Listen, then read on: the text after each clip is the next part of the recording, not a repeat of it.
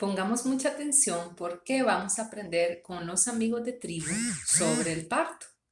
Y ustedes podrán ver en mayo un live sobre la maternidad. Ellos nos enseñarán cómo el parto puede ser natural y también la maternidad puede ser de forma natural y fluir de una manera más saludable. Mucha atención a todo lo que aprenderemos con nuestros amigos de tribu. Esta solo es una pequeña muestra y a continuación vendrán más aprendizajes junto con ellos. Hola, hola, tenemos ahora excelentes invitados de tribu. Tenemos a Eric y a Zulmit, que nos van a acompañar el día de hoy para hablarnos de un parto alternativo y de un método para poder venir al mundo de forma relajada, tranquila, armoniosa, tanto para la madre, el padre, como para los bebés.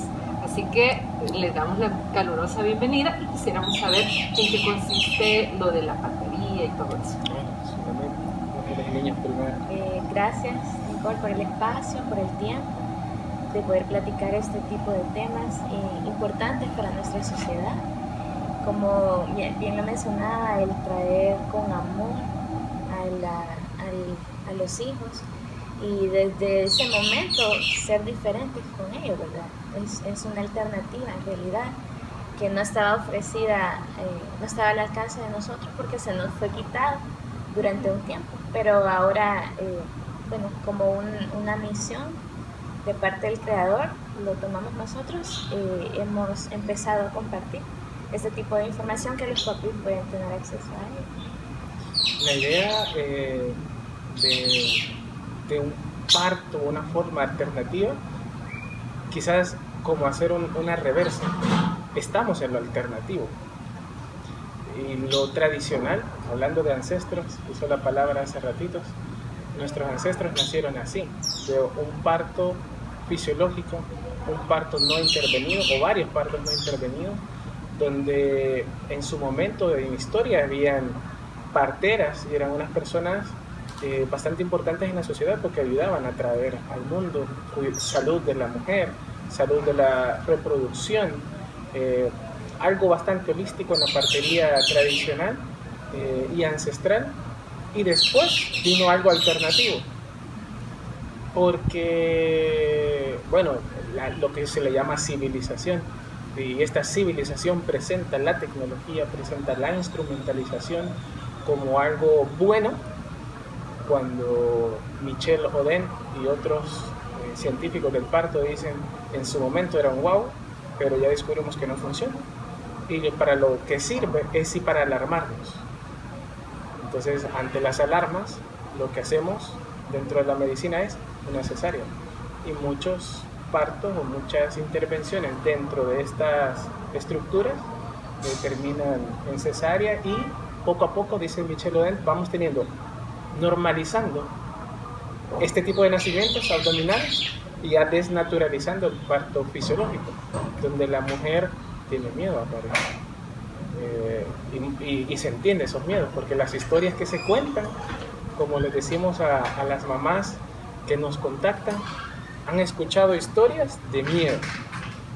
De terror. Cuando se habla de parto, no sé la experiencia que tienes, casi siempre se expresa como algo terrorífico, una experiencia traumática. De hecho, sí lo presenta Hollywood, ¿verdad? Nos lo presenta todo como algo totalmente muy ofuscado, bastante intervenido, bastantes luces. En base a mi experiencia como psicóloga clínica, sí me he dado cuenta que el momento del nacimiento y el embarazo influye bastante en la personalidad del individuo. Sí. Si fue deseado, si fue planificado, si la mamá quiso abortar o no quiso abortar, si el parto fue por cesárea, si el parto fue natural.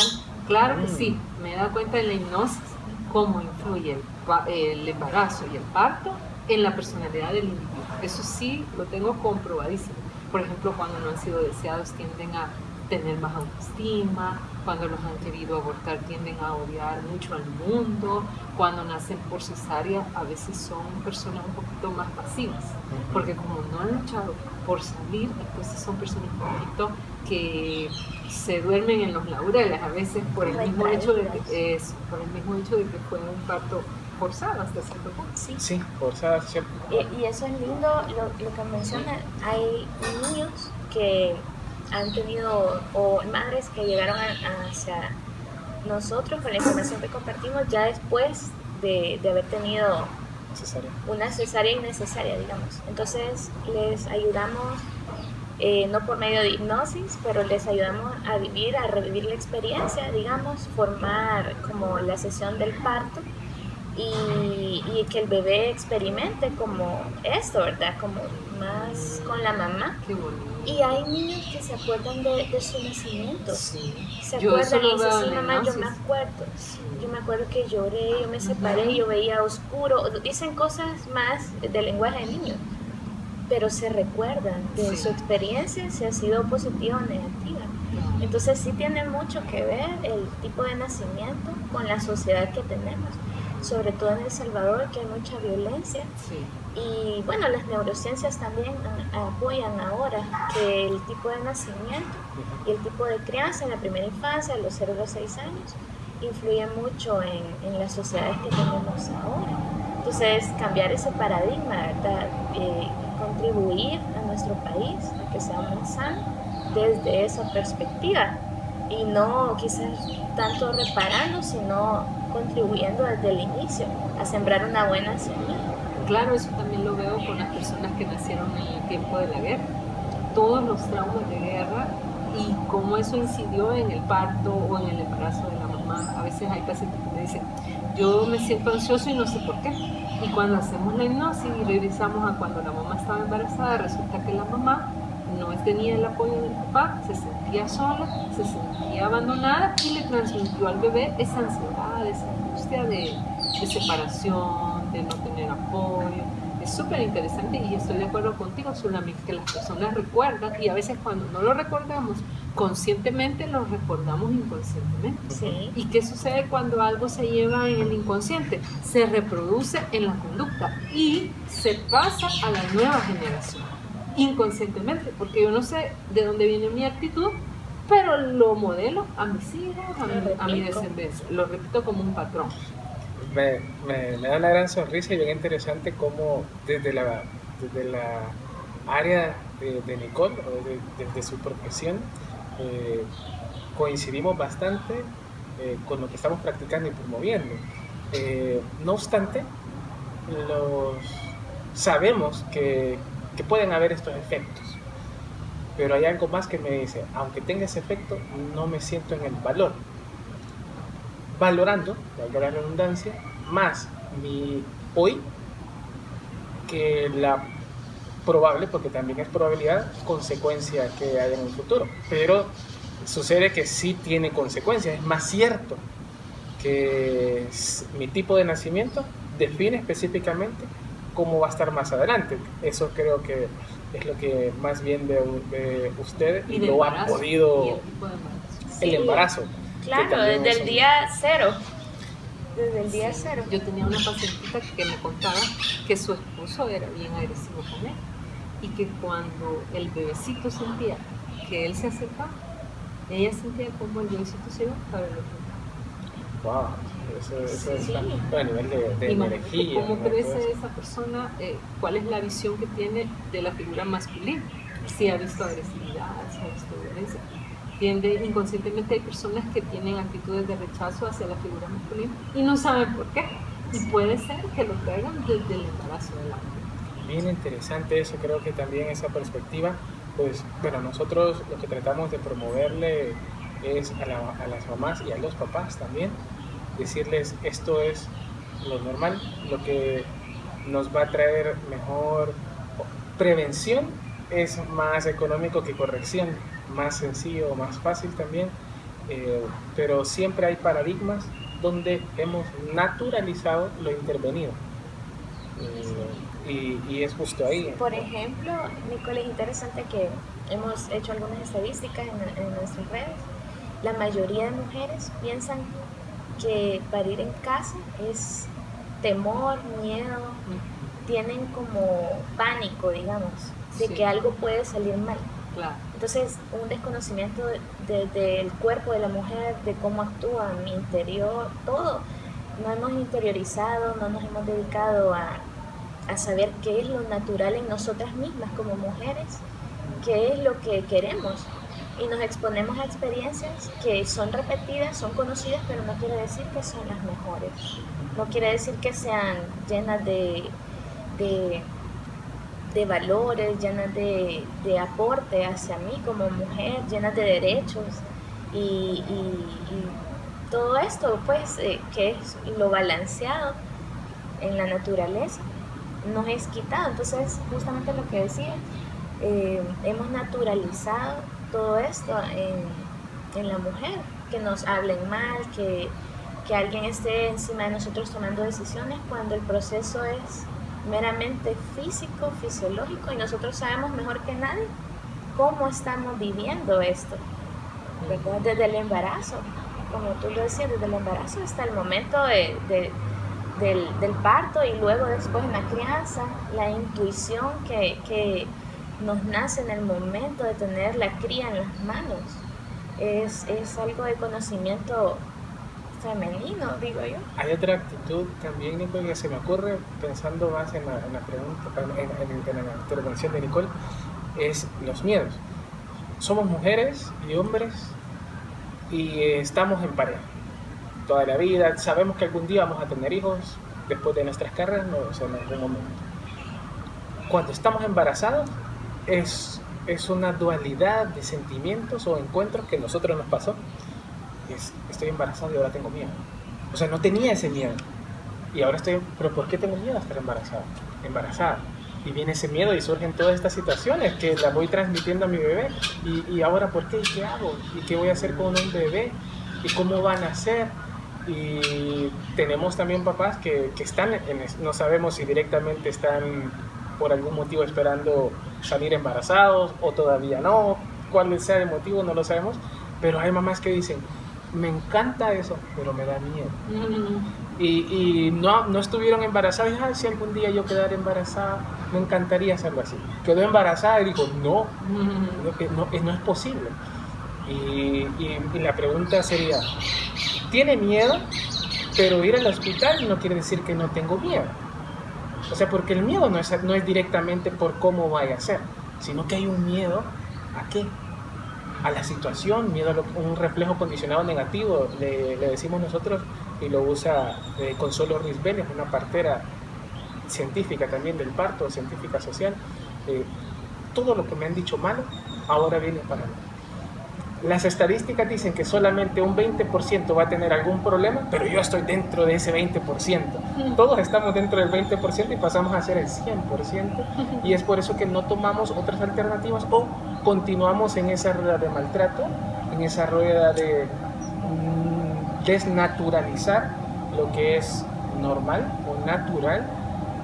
Y pues seguimos así, creando civilizaciones artificiales. ¿Y cómo se forman ustedes para poder dar este tipo de intervenciones? La formación académica. No sé si es académica o de curso. Bueno, nosotros, esto nació desde que nos conocemos desde hace años. Nació el proyecto con Emanuel, hablábamos de crianza, de porteo, de todas esas cosas. Y luego cuando vino el segundo bebé, Benjamín, que yo me di cuenta que, bueno, nos dimos cuenta, no solo fui yo, de que la cesárea que había nacido nuestro primer hijo había sido innecesaria. Había sido una correlación de intervenciones humanas que no tenían ningún objeto, digamos. Entonces, al informarnos de todo este tema de la maternidad, y nos ayudó mucho fundaciones internacionales que tienen años para poder investigar, indagar en la información correcta, porque información hay de todo. Entonces, en nuestro segundo hijo, Eric se certificó como partero y atendimos el parto de nuestro segundo hijo en casa, y a partir de ahí, pues, esas mismas capacitaciones y otras que han ido viniendo en el camino, que ahorita están en uno de saberes ancestrales, nos hemos capacitado para poder ayudar a papás, y ha sido fabulosa la experiencia, el tener a los papás, ver la diferencia realmente anhelable de estar totalmente conectados, compenetrados, y ver la diferencia, porque también nos toca visitar papás que no han podido tener esta experiencia porque lo decidieron así, digamos, y ver,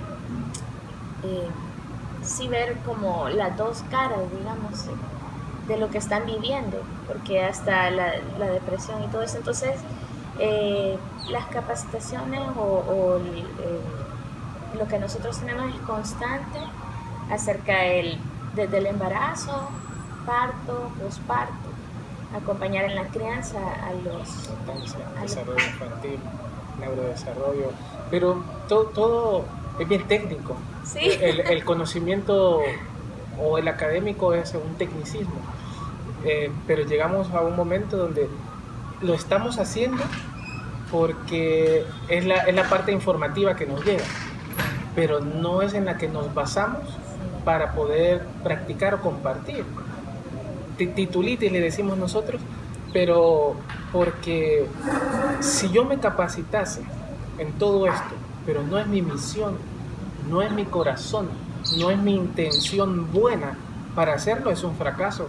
Un fracaso en el sentido de la intención del nacer fisiológicamente. Yo me voy a capacitar como partero, me voy a ir al Reino Unido porque quiero ser el partero certificado del Reino Unido. O porque en crianza voy a ir al Instituto Pickler en Budapest para ser el experto en crianza. Pero mi intención, ¿cuál es? ¿Mi fama? Mi misión en la vida, porque intención. Al final... Entonces no es el académico de nosotros para poder hacerlo, sino es porque hay una misión de fondo, Nicole. Una misión, pueden llamarla espiritual, pueden llamarla celestial, ancestral.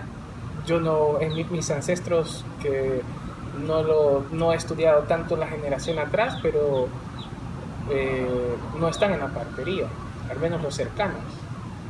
Pero cuando nosotros estamos en ese momento del parto, viene mucha información de cómo actuar en este evento, cómo intervenir entre comillas, porque no tocamos, no estamos presionando, sino que es un momento de la mujer, de la familia, y eso creo que es lo que mayormente nos lleva o nos da la facultad de poder actuar o compartir los partos. Imagínense, Nicole, pariendo una mamá en un patio como este, si es así el deseo de ella, o pariendo en una cama, en una sala, es así. ¿En una piscina?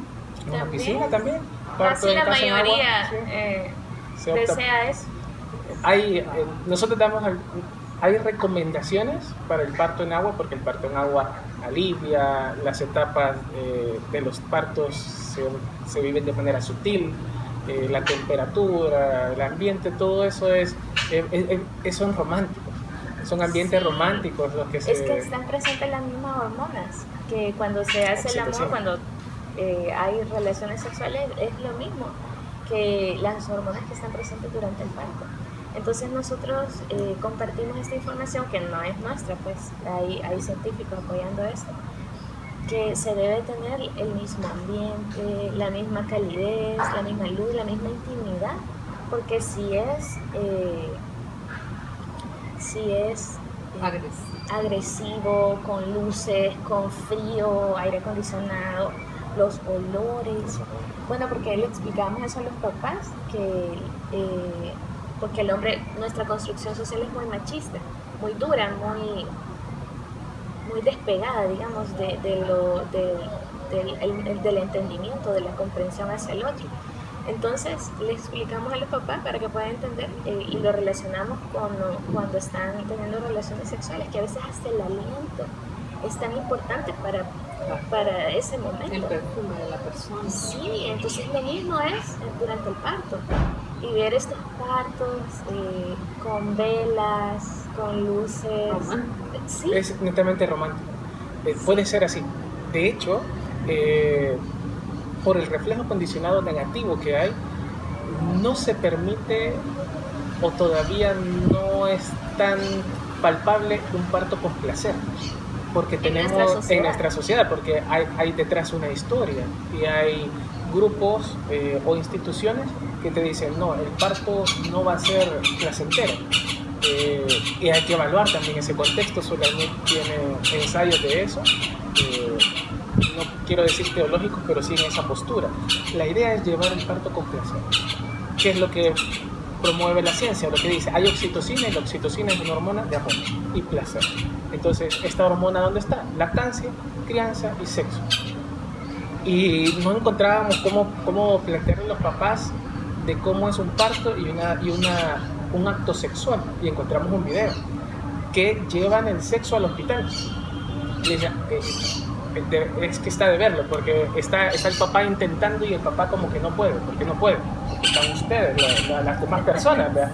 Entonces le hace el médico, ya vi cuál es el problema, está bien, nos vamos a poner para acá. Estos padres que les gustan las cosas naturales. Entonces se sale y el papá, bueno, entonces ponen a la mamá en un potro obstétrico, piernas abiertas, y está el papá ahí, y está. Pero todo es muy frío. Entonces, y bueno, ¿y por qué no se apuran el doctor? Y que ya es hora, hay que darles una ayudita, viene la oxitocina sintética y se contrasta eso. Entonces llevemos esto a este acto, la sexualidad en el hospital no es posible, de esa forma, igual el parto. Entonces, para que el parto se desarrolle de forma placentera, tranquila, armónica, debe de ser, si no es el lugar donde se concibió, el lugar donde al menos es mi intimidad, el lugar donde me siento confortable o practico este tipo de situaciones, porque es similar. No va a estar enfocado en el papá, porque el papá en un acto sexual también tiene placer o se da placer él mismo. Aquí es enfocado a la mamá. Mientras más placer, menos adrenalina tenga, el parto va a ser más sutil, menos doloroso, traumático, entre otras cosas. Pero porque todo puede eso haber dolor, pero sin sufrimiento. Ajá. Porque es un proceso físico, se abre la vagina, se abren las caderas, pero es un dolor sin sufrimiento. Realmente hay que verlo para poder interpretarlo. Es algo maravilloso y realmente hay muchas mujeres que se lo están perdiendo, pudiendo tenerlo, solo con su decisión. Solo con decidirlo creo que es suficiente para poder tenerlo. Pero es que y hay tanto ahí porque imaginar cuál es el acto, el parto, y cómo es eso. Entonces no deben de haber muchas personas. Bueno, lejos de los fetiches, entonces al menos que yo estoy pariendo y me gusten las cámaras y que todos me estén viendo, si eso me beneficia, pues está bien, porque le gusta, le provoca el placer, el show, sí, le provoca placer, entonces está bien. Entonces solo hay que platicar de qué injerencia puede tener este tipo de situaciones directamente en el parto. Y usualmente, Nicole, decir también que muchas veces los papás o los hombres nos oponemos al sentir de la mujer, al creer que la mujer es capaz, porque en algún momento se nos metió que no son capaces. Y esto viene respecto a los comentarios o a los malos diagnósticos que se dieron en los hospitales. Por ejemplo, el de Emanuel, nuestro primer hijo, es fallo en descenso. ¿Recuerdan eso? Fallo en descenso. Que el bebé no pudo bajar. El bebé no pudo bajar, ¿en serio? Pero cuando ya entendemos todo el trabajo, no es solo el bebé, es la matriz. Es la matriz que está trabajando, y la matriz es un órgano independiente de la mujer, no controlado por mi psiqui directamente, por mi raciocinio, como lo es mi corazón, como lo es mi sistema digestivo, como lo es mi aparato respiratorio. Aunque de alguna manera yo puedo controlar mi respiración, la circulación no la puedo controlar. Igual es el útero, o sea, va a pasar. No pasa cuando intervengo. Cuando lo duermo, cuando hay miedo, cuando yo estoy intentando controlar, hágale como que se está haciendo pupú. Esa es la frase más común. Entonces, útero distante del aparato digestivo o del intestino grueso, recto, llano, están alejados. O sea, están ahí, pero no son las mismas sensaciones. Por supuesto que hay una sensación de ir al baño a la hora de parir, porque el bebé está presionando la zona rectal, pero no voy a hacer como que se haga pupú a la hora de parir, porque son cosas diferentes.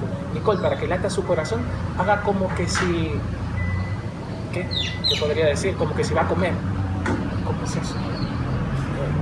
Así es. Entonces esas situaciones son las que vienen y la mujer dice, no fui, no pude. Y ahí viene otra situación, que es la depresión posparto. Depresión posparto, donde le vienen y le digo, Nicole, vienen a donde Nicole le dice, no pude, Nicole. Y viene Nicole y viene su intervención de todo esto y ver qué es lo que pasó. Ver lo que pasó, saber lo que pasó en el momento del parto en el hospital es importante para una segunda gesta. Pero habrá alguien que diga, no me importa y voy a parir igual. Y mis 5 hijos cesáreos. Y una cesárea tras cesárea es más riesgosa que unas 3 cesáreas y luego un parto vaginal. Porque es posible, una 4ª cesárea todavía y un parto vaginal sí es posible. O sea, lo fisiológico siempre va a ser posible. Pero perdón, nos vamos. No, súper interesante. Hay un día en el que nacemos y otro día en el que nacemos, en el que sabemos para qué nacimos. Y eso es lo que ustedes han encontrado, su nutrición, su inspiración. Y qué bonito encontrarlo, porque muchas personas es lo que menos buscan o encuentran en su vida y por eso se sienten como vacíos, sin sentido. Así que los felicito. Y bueno, gracias. La información que nos están dando para mí es maravillosa, es enriquecedora. No es común, no es usual encontrarlo y qué bueno estar aprendiendo de ustedes. Yo sé que todos los que están viendo este video están aprendiendo muchísimo de su conocimiento y me surge una duda. ¿Qué pasa cuando la persona sí le han dicho que es de ese 20% y que sí es de alto riesgo su embarazo? ¿Qué pasaría ahí? ¿Necesitaríamos como la ayuda de las dos partes? Siempre. En nuestro país, lastimosamente, no hemos llegado todavía a trabajar en equipo. Siempre necesita una mamá un acompañamiento de una persona que esté con ella pendiente de sus necesidades, de sus sentires, de todo, aún sabiendo que le toca una cesárea realmente necesaria, como una placenta previa total, por ejemplo. Ya tiene el día que se va a hacer la programación, aunque la ciencia dice que hay que esperar los dolores para que el bebé llegue a lo máximo de maduración dentro de la matriz. Pero todo esto es información que la mamá necesita apoyo para tomar una buena decisión. Y sí, claro que sí, y entre más respetuoso, más amigable, más acompañado sea para la mamá, va a ser mejor el resultado, aunque sea por cesárea. Si se respeta la primera hora de vida del bebé, no más sacarlo del útero, ponerlo al pecho de la madre, porque aquí las cesáreas son amarradas. La mujer está como en un crucifijo amarrada y apenas logra besar al bebé y esa es la foto que vemos usualmente, que es muy dolorosa. Para nosotros es una foto dolorosa. Yo la publiqué. Porque está amarrada la mamá, no puede ni siquiera tocar su bebé, no puede... Bien inhumano. Sí. Es inhumano, pero cuando estamos ahí es la foto bonita. Porque no lo sabemos. Porque no lo sabemos, en el momento no sabemos todo lo que está pasando, precisamente porque no escuchamos. Cantidad de personas que no lo escuchan porque seguimos dentro de la misma rueda, pero si me permitís la intervención, que le decía bien mecánico, debe de haber un acompañamiento, o es posible, dice Nicole, y solamente decía una placenta previa por el caso total, esperar que inicie la labor de parto, es importante, un trabajo neurológico, un trabajo fisiológico, esperar que inicie esa labor para no ponerle nosotros el día, sino que el día lo decide la misma matriz, el mismo bebé, no nosotros. Y es importante porque hay hormonas presentes que son importantes que el cuerpo de la para la psiquis de la mamá, para todo esto que se desarrolle lo más natural posible. Pero ¿por qué quiero ponerle una fecha? Ay, porque no quiero que me asuste, me agarre de imprevisto, imagínate yo esté... Pero es que así ha sido siempre. Y ponerle fecha, que es respetable también la decisión, y cada pareja tendrá los motivos. ¿Por qué? Porque voy de viaje, aunque no debería siempre ponerse una fecha. Trabajar en equipo, lo que dijo solamente. No, nadie es más, nadie es menos, solo tenemos conocimientos de diferentes áreas. Por ejemplo, Nicole pudiera estar en algún momento apoyando una sesión o un previo a este tipo de situaciones. Entonces estamos de varias ramas. Multidisciplinario, gracias a la palabra. Y esta práctica, que sería una cesárea, por ejemplo, puede también finalizar o llevarse como un también proceso fisiológico. Un ejemplo, es importante que el bebé pase por el canal vaginal, importantísimo. Eso del ambiente esterilizado es para los hospitales, y hemos dicho en otras ocasiones, es porque en los hospitales hay superbacterias y otro tipo de situaciones que se deben de controlar. Y le decíamos a la mamá, mire, no necesito esterilizar mi casa. Y la pregunta es, ¿su vagina está esterilizada? Y es como bien grotesca la pregunta cuando se la regresamos, pero es de una sola vez decir, no, no está esterilizada, ni lo va a estar. Porque es importante que el bebé pase por esa colonización de bacterias que están en la vagina.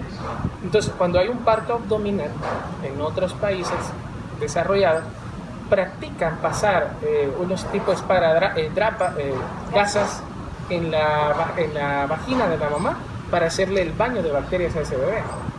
Lo comentamos. Para que su microbiota sea alimentada para su sistema inmunológico. Porque la piel es un órgano bastante sensitivo y que va a percibir la información del ambiente. Entonces, cuando lo comentamos, platicábamos ahora de entrar con alguien médico, que tal vez esté bastante cerrado a algunas ideas, pareciera grotesco. Y de hecho, si lo ponemos desde una perspectiva actual, la gente diría que no tienen que meter eso para ponérselo al bebé, entonces se ve como algo sucio. Entonces viene esto de la mujer, que yo no estoy reconciliada con mi propio cuerpo, porque mi cuerpo es sucio, mi cuerpo desecha o hay repulsión de nosotros mismos. Entonces pudiera también entonces ser cesáreas que tengan intervenciones o procesos tal vez no fisiológicos porque no vienen de esa cadena, pero más respetuosos y acordes a la naturalidad dentro de lo que cabe. Qué lindo todo lo que nos están aportando, tribu, porque nos están hablando de la importancia de la sensibilidad, de la empatía, del respeto al cuerpo, de la valoración al cuerpo, de aceptarnos como somos en nuestra naturaleza y sentir también cómo va todo el proceso para que la misma intuición nos vaya guiando en qué es lo mejor para la salud de la madre y del bebé. Me parece un conocimiento de avanzada, un conocimiento que necesitamos para enriquecer nuestra cultura y para que los ambientes tanto hospitalarios como familiares se vuelvan más humanos, se vuelvan más integrales. Y qué bonito sería que todos viniéramos al mundo de esa forma, así natural, tranquila. Yo recuerdo que mi madre decía que ella no sufría en los partos.